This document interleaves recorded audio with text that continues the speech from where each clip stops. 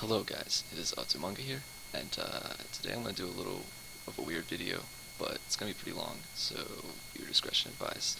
I'm not the best Duelyst player, not even close, but I think I wanted to give some of my thoughts and share them with you guys. And one of the thoughts is on the current state of the meta, is what I'm going to start out with, and I'll cut them down in timestamps in the description so you guys can skip ahead to what you want to hear and all that. So clearly, card draw got massively buffed. Vitruvian is top dog because of that, because they cannot lose.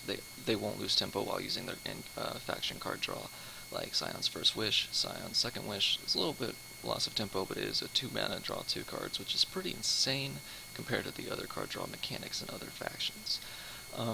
That being said, second seems to be Songhai, although people are starting to kind of figure out how to beat them. It seems like they're basically like Patron Warrior in a sense that Patron Warrior very highly relies on getting draws from the Arcalite and Hearthstone. And I'm sorry I came from Hearthstone, so that's usually where I'm going to use my references. And Songhai kind of relies on their Lantern Fox to get at least 2 Phoenix Fires. If they don't get at least 2, they're going to run out of steam very quickly, and any other kind of card draw is out of their faction really, and it's not very reliable. It has a double-edged sword and all this other stuff. Third seems to be Vanar. The Cryogenesis is a very good draw mechanic. Aside from that, really all they have is just that they're really good at tempo, really sticky minions, like always, and they're really good at handling your minions, so still pretty good. Next, it's really hard for me to decide between Lionar and Magmar. Lionar's pretty good, but they don't have any card draw really, so they consistently get into this area where they just have to top deck real high value minions, and if you answer them, they lose. If you don't answer them, they win. So it's kind of to me. And then Magmar is in this state. I haven't really played Control very much, but Zoo Magmar kind of seems to be in this state where if he gets a really good Dire Tide off, it's very hard to beat. But if he doesn't get a very good Dire Tide off, very easy to beat. So, but Dire Tide does, in its sense, in this kind of game mode, seem very, very strong, very, very powerful. It's one of the only Magmar cards I can say that other factions would run, like Vitruvian and Songhai definitely would run this card. And then last is Abyssian. Just because the early game kind of struggles, they don't really have a good card draw. Like, Right is outstanding, but at the same time, it's not very reliable. And a lot of times it's 5 mana to just draw 2 to 3 cards if you use it early game, which means it's a way worse Scion's Second Wish, right? So, very inconsistent class, it seems like. Okay, so now I want to move on to one point, and please don't shoot me for saying any of this stuff, but I'm going to say something that I want the devs to hear, most importantly, but I want you guys to hear as well, and maybe you have different opinions on it, but I want to share my opinion on it. And that is that in Hearthstone, when I'm playing a game, a lot of times in my play, especially because I'm a huge Miracle Rogue player, I love Mally Rogue, love all the Rogue archetypes, I love most of the Warlock archetypes, Warrior, and Mage.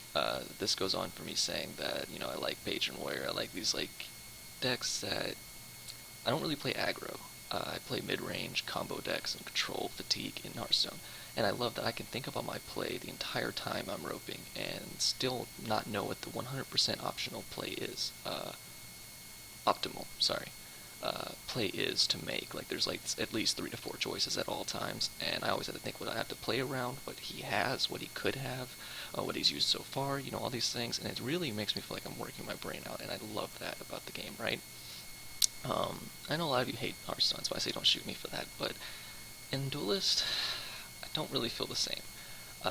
Granted, I make mistakes, so maybe it's just I'm not seeing certain things, but a lot of time I feel like it's kind of like, you kind of in most cases, like, you play around Star's Fury, you play around Frenzy, you play around Holy Immolation, you know, you play around Decimate, you play around these certain cards, but they're kind of too easy to play around, like, you could think about it too quickly. I just feel like I would really love to see cards that are harder to play around, but are harder to use at the same time, to which it would increase the skill cap, right? So it's really hard to make cards like that, and I understand that. Maybe it's just because the card pool, you know, they're just starting and it's in beta, so we can't really expect it to be as many cards to play around as it is in Hearthstone at the moment. But, I don't know, I'd really like to be able to sit and think about my play the entire timer until I rope.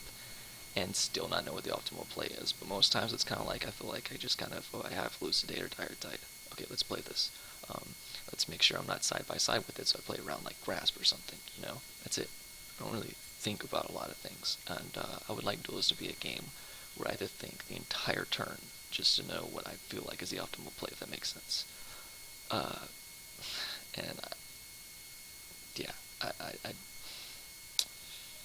don't really know.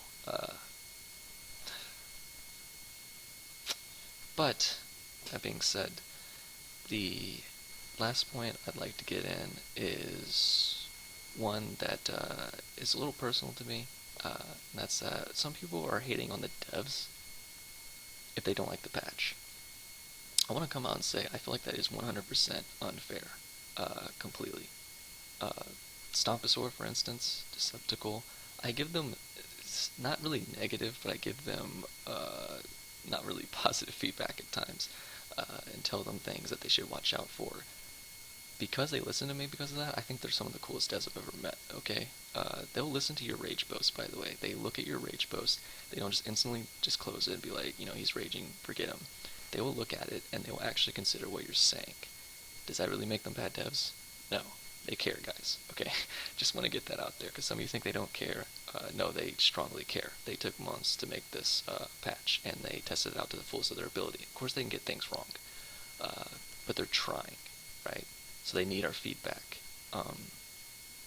And one of the things I want to say about that is I even recently told Eric Lang, because of some of the words I was getting from other players, and here's a way you can say constructive criticism, is I was saying maybe Sunsteel and Songweaver combo is a little too strong. And I didn't tell them to nerf it. I just simply said, watch out for it, because it needs to be watched. How consistent is that combo? If you don't know what the combo is, it's a 5-1 for 5 mana that Abyssian and Magmar can take the most advantage of because they can flash it out, this Force Field, Celerity. They can basically flash it out or dark sack it out, and they can put it behind them. Then they can Songweaver it next turn. Effectively, you have no board the rest of the game. And because you have no board, it's excruciatingly hard to deal with. Nearly impossible to deal with unless you're like Lionar or someone with really good Dispel or like Martyrdom or really good cheap removal. Most Lionars don't even run Martyrdom anymore, so which makes it even stronger, right? And okay, guys, that's my thoughts. Actually, it was really short, surprisingly, so maybe I won't make timestamps, and I'm sorry that my cam isn't perfect quality, it's a laptop. So, see you all later. See you, Duelist World, and love you all. So, thank you for watching.